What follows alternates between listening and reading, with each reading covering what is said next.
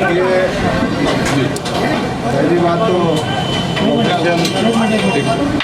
हम तो सुबह सुबह आप करनाल के साथियों के साथ नाश्ता करने के लिए यहाँ पर पहुँचे हैं और जैसी चर्चा है वो यही है कि कुछ बाहर से आयातित जो है उन लोगों को कांग्रेस उम्मीदवार बनाई। क्या होगा वो तो एक अलग बात है, लेकिन पहले भी 2014 का जब चुनाव था तब भी आदरणीय श्री कृष्ण हुड्डा जी जो हमारे बीच में ही रहे, जिनके देहांत से ये उपचुनाव आया है, उनकी 2014 में भी कुछ लोग टिकट काटना चाहते हैं, लेकिन उस समय भी हमने स्टैंड लिया तो उनको टिकट मिली थी। और अब जब उनके उससे आकस्मिक निधन से सीट खाली हुई है तो सबसे पहले तो हक बनता है परिवार का, लेकिन कुछ लोगों को कुछ लोग पसंद नहीं आते, वो हमेशा उनके हितों के ऊपर प्रहार करने का काम करते हैं। बाकी तो आगे देखेंगे, लेकिन साथ साथ भाजपा और कांग्रेस साठगांठ करके चुनाव लड़ रही है, कि मैंने पहले भी कहा है और आज उन्हीं की वजह से ये सरकार भी है। इस चुनाव में भी जो साठगांठ का नतीजा है वो जल्दी आपके सामने आएगा, लेकिन जो मेहनत कर रहे हैं वहाँ पर लोग और जिनको लोग चाहते भी हैं, ये भारतीय जनता पार्टी भी उनकी पूरी तरीके से अनदेखी करेगी। पहले बड़े सुरजेवाला जी जब जिंदा थे वो कहते थे कि भाई कांग्रेस बच्चा खानी पार्टी है, तो उसमें कांग्रेस के यानी कि एक नौजवान पीढ़ी तैयार थी, बड़े बड़े नेता थे, और उस कॉन्टेक्स्ट में वो कहते थे बड़े जो नेता हैं जो कई दशक से बैठ जाते हैं वो नई जनरेशन को आने नहीं देते। अब भारतीय जनता पार्टी में भी यही शुरू हो गया। अब योगेश्वर दत्त उनकी नौकरी छुड़वा ली, एक बहुत बढ़िया खिलाड़ी रहे, लेकिन आज उनको भी दर दर धोकर वहाँ ठोकर खानी पड़ रही है। बता रहे हैं कि वो खिलाड़ियों को लेकर के पहुँचे। ये नौबत क्यों आई? ये नौबत इसलिए आई कि भाजपा और कांग्रेस की साठगांठ हो रही है, उस बेचारे की टिकट कट रही है। और मेरे जो सूत्र कह रहे हैं वो तो ये कह रहे हैं कि रामविलास शर्मा वहाँ से भारतीय जनता पार्टी के उम्मीदवार होंगे। तो इस तरीके से अगर मिल कर के चलता रहेगा तो मैं समझता हूँ कि ये ना हरियाणा के हित में है ना लोकतंत्र के हित में है, और इसीलिए कांग्रेस सड़कों के ऊपर दिख नहीं रही। राहुल गांधी जी के दौरे जो 3 दिन के थे मात्र 3 घंटे में ख़त्म करवा दिए। इतने निकम्मे कांग्रेसी नेता हैं यहाँ पर, ना तो भीड़ इकट्ठी कर पाए और ना जो है वो तरीके से आपस की जो गुटबाजी है, अनुशासनहीनता है, ये तो कांग्रेस के अंदर। ट्रैक्टर पे तो सभी खेमे सवार थे। नहीं, सभी खेमे क्या, आपने देखा होगा राहुल जी को, उन्होंने एक ट्रैक्टर पे आने के चक्कर में, सीट पे बैठने के चक्कर में था, राहुल जी ने उनको कहा कि भाई दूर रहो, सब कुछ धक्का ज़बरदस्ती से नहीं चलता। आपने राज्यसभा ले ली, आपने और धक्के से वो कर ली, भाजपा से आप मिले हुए हो, तो ट्रैक्टर की तो वो सारे वीडियो वायरल आप लोगों ने देखे हैं। लेकिन आज कांग्रेस को सड़कों के ऊपर होना चाहिए। पंजाब में देखो सड़कों के ऊपर है। पंजाब में वहाँ की सरकार ने, मुख्यमंत्री जी ने फैसला किया कि एक स्पेशल सत्र आएगा। ये कृषि जो कानून आए हैं, काले कानून जिनको कह रहे हैं, इनको लेकर के लोग सड़कों के ऊपर हैं। लेकिन अब यहाँ हरियाणा के अंदर भी विशेष सत्र बुलाया जाना चाहिए। अभी थोड़ी देर पहले उन्होंने घोषणा करी है कि विशेष सत्र आएगा, और ऐसा ही अगर किसान हितैषी वाक्य में है तो कांग्रेस को दबाव बनाना चाहिए विशेष सत्र के लिए। नहीं तो इसी तरीके से किसान, मजदूर, गरीब आदमी मारा जाएगा, व्यापारी ख़त्म हो गया। बांग्लादेश भारत की अर्थव्यवस्था से आगे बढ़ने की कगार पर है, जीडीपी के हिसाब से जो प्रोजेक्शन IMF का आया है, तो बहुत सी चीज़ें हैं। पिछले चुनावों में सर अशोक तंवर ने जेजेपी का साथ दिया था, लेकिन जेजेपी के दुष्यंत चौटाला जो है बीजेपी में शामिल हो गए, तो उसका दुख आपको भी होगा कहीं ना कहीं? नहीं, हमें तो दुख जब लोगों के काम नहीं होते, लोगों के हित में अच्छे फैसले नहीं होते, तो वो दुख तो होता ही है। लेकिन उस समय की जो एक हमारी भी मजबूरी थी कि कहीं ना कहीं, क्योंकि इतनी मेहनत सब लोगों ने की थी और सब साथियों का मानना था कि जो लोग हैं उनको आने वाले समय में अच्छे लोगों को, युवाओं को मौका दें, तो हमने युवाओं को समर्थन दिया था। भी और भी बहुत लोग थे, इंडिपेंडेंट्स भी थे, और जो कांग्रेस में लोग हमारा साथ देते थे हमने उनका भी साथ दिया था। वो बहुत स्थिति बदल गई है और आने वाले समय में हम तो कह ही रहे हैं कि हरियाणा और ये देश विकल्प चाहता है। इन दोनों पार्टियों से छिक चुका है। ये मिल करके मिली भगत के साथ जिस तरीके से जनता के साथ विश्वासघात करते हैं वो कहीं भी नहीं। और देखो सबसे बड़ी बात, मीडिया का स्पेस लेने के लिए ये क्या करते हैं, आपस में मिल करके कहते हैं तुम मेरे खिलाफ बोलो मैं तुम्हारे खिलाफ बोलूँगा। एक दूसरे को कह रहे हैं कि वो चुनाव लड़ ले, उसने विकास किया है तो वो कह रहा है उसने चुनाव लड़ा है तो वो लड़ ले। मैं दोनों को चुनौती दे रहा हूँ, आज भी समय है, सोच लो। अगर चुनाव ये लड़ेंगे दोनों, पूर्व मुख्यमंत्री और वर्तमान में मुख्यमंत्री, तो भाई अशोक तंवर भी कल ही मैदान में पर्चा भरेगा, कल नहीं तो परसों भर देगा, लेकिन मैदान में पर्चा भरेगा।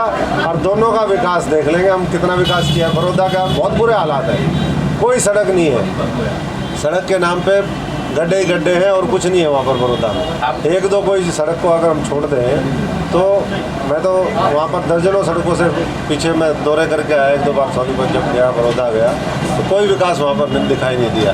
तो ये नूरा कुश्ती लड़ना बंद करें और लोगों के हित में काम करें, नहीं तो आने वाले समय में लोग सबक सिखाने का काम करें। आपने कहा कि 2014 में कृष्ण हुड्डा जी की टिकट काटने का प्रयास कर रहे थे कुछ लोग, क्या वो भूपेंद्र सिंह हुड्डा थे? वो सबको पता है, उनको तो कलोई में खुद जीतने के लिए तो उनको यहाँ पर भेजा था, क्यों उनके बिना जीत नहीं सकते थे।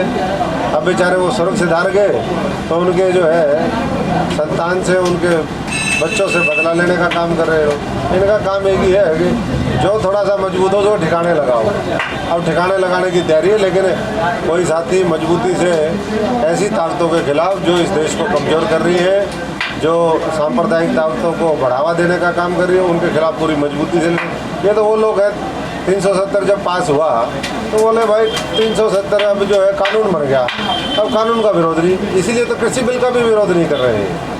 ये मानते हैं कि पहले बिल पास करवा दो और फिर बिल का विरोध नहीं। आपने कहा कि आप चुनाव लड़ सकते अभी तो कौन सी राजनीतिक पार्टी 2 दिन में बनेगी। हम तो विकल्प जो है लोगों से सलाह मशवरा कर रहे हैं, लोगों का रुझान बुरा है, लेकिन अगर दोनों निकम्मे आएंगे तो उनके सामने अशोक तंवर जरूर चुनाव लड़ेगा। तो चाहे राजनीतिक पार्टी में ऐसे ही कर लेंगे काम, जनता अपने साथ है, जनता अपने साथ है, ये लड़े दो। और बाकी तो ये देखो मैं सर्जन हूँ, राजनीतिक सर्जरी डॉक्टर हूँ, लिटा दो जिसको लिटाना है उसकी पूरी सर्जरी करके जाएंगे।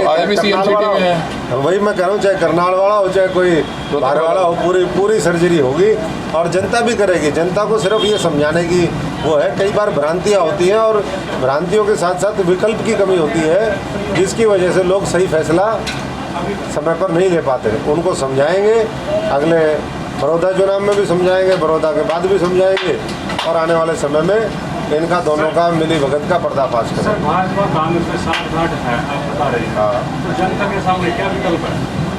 वही तो दिक्कत है अभी, वही तो विकल्प आने वाले समय में हम कह रहे हैं विकल्प तैयार करो। विकल्प तो अभी कुछ होता नहीं, तो तभी तो एक दूसरे के दोनों की कमियां। जब एक बात बताइए, विपक्ष का जो नेता है वही उनके साथ साठ-गांठ करके चुनाव लड़े हैं, तो फिर क्या बचेगा उस पार्टी में, क्या उस पार्टी का भविष्य होगा। इसीलिए तो राहुल गांधी को भगा दिया इन्होंने मिलकर। तो अशोक तंवर ने मुलाकात की थी अभय सिंह चौटाला से, तो क्या इस बार इनेलो का समर्थन होने जा रहा है? देखिए वो तो मुलाकात तो बहुत लोग करते हैं, बहुत लोग मिलते भी हैं। ये राजनीतिक हालात के ऊपर उन्होंने चर्चा भी करी थी, लेकिन अभी ऐसा कुछ नहीं है कि किसी को समर्थन देंगे। हम तो सबसे पहले जो वहाँ स्थानीय जो साथी है, कोई ऐसा उम्मीदवार जो सबका साझा होगा, पंचायती उम्मीदवार होगा, अगर वैसा कोई अच्छा उम्मीदवार आता है तो सबसे पहले हमारी प्राथमिकता वही होगी। बाकी तो समय है, हालात जो बनेंगे। अभी तो कौन कौन कैंडिडेट होगा अभी तो कयास लगा रहे हैं। अब सूत्रों ने बताया मेरे को कि रामविलास शर्मा अगले उम्मीदवार होंगे। अब वो किसका कांटा निकालने के चक्कर में उनको टिकट दे रहे हैं, ये तो खट्टर साहब और जेजेपी के कैंडिडेट मलिक हैं, उनको भी बुला कह रहे हैं मिल करके चुनाव लड़ेंगे। अब क्या है ये तो इसके पीछे उप मुख्यमंत्री दुष्यंत, वैसे तो जो भी किसान हितैषी है, चाहे वो MP है, MLA है, उनको भी त्याग पत्र देना चाहिए। अगर वो मानते हैं कि किसानों के खिलाफ कानून है तो उनको वैसे ही छोड़ देना चाहिए। इसमें एक उनको ये साठ-गांठ का ये साफ दिखता है कि भाई दुष्यंत का तो आप इस्तीफा मांग रहे हैं, खट्टर साहब का क्यों नहीं मांग रहे? किसी ने मांगा खट्टर साहब का इस्तीफा? 40 सीटें उनकी 10, मांगना तो दोनों से मांगो ना, एक से क्यों मांगते हो? ये साठ गांठ करके चुनाव लोग लड़ रहे हैं, साठ गांठ करके राजनीति कर रहे हैं, और हरियाणा का और इस देश का इसीलिए बेड़ा गर्क कर दिया है लोग।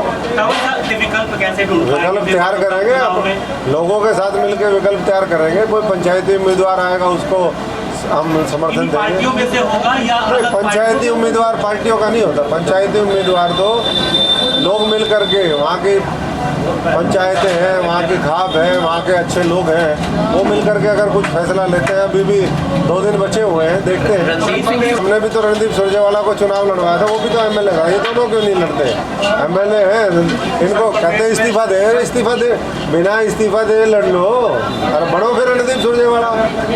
देश की आज अगर कानून व्यवस्था की स्थिति की बात करें तो हाथरस से लेकर के बलरामपुर हरियाणा के अंदर जब हाथरस चल रहा था, कई बार चीज़ें नोटिस नहीं होती। गुड़गांव के अंदर रेप की घटना हुई, दब की, किसी को पता ही नहीं। ऐसे ही आए दिन कहीं ना कहीं जो अपराध हैं महिलाओं के खिलाफ वो बढ़ते जा रहे हैं। जुल्म जातियाँ वो गरीब के ऊपर, शोषित के ऊपर, पीड़ित के ऊपर ये सरकार कर रही है। और जब विपक्ष ही नहीं है तो फिर कौन उनको बचाने वाला है? देखिए, ये तो लोग तय करते हैं, धीरे धीरे सबको पता चलता है। हम तो ये कहते ही थे कि 5 साल 8 महीने हमने मेहनत करी, हमारे साथियों ने करी, और जब कोई छोड़ के जाएगा नुकसान तो होगा ही। वही सर, लोगों का कहना है कि इतनी मेहनत करने के बाद एकदम से पार्टी से हाथ खींचना तो कांग्रेस को नुकसान हो गया। नुकसान तो होगा। जो बीजेपी के मुखबिर हैं, जो आज कांग्रेस में उनके एजेंट के तौर पे काम कर रहे हैं, तो फिर उनको भी कैसे बर्दाश्त कर लें? लगता है सर ये बड़ौदा तो भारतीय जनता पार्टी को जिता दिया कांग्रेस ने, इससे कुछ तय नहीं होना। इसलिए है कि इतना काम करने के बाद जिस पार्टी को अपने अच्छे, लॉयल, मेहनती, संघर्षशील, ईमानदार लोगों की या वर्करों की कदर नहीं है, उस पार्टी का नाश होना तय है। और ये तो प्लान क्रैश होगा, और उस प्लान से हमने, ऊपर वाले ने हम सबको निकाल लिया, बचा लिया। तो हम तो ये कहते हैं, ऊपर वाले बहुत बहुत धन्यवाद, आपका आशीर्वाद बना रहे। हम तो भाग्यशाली लोग हैं, निर्भाग्य है जो वहाँ पर बचे हुए हैं। अरे वो मरना ही मरना है उन्होंने, राजनीतिक तौर पे उनको कोई नहीं बचा सकता। ऑपरेशन करेंगे किसी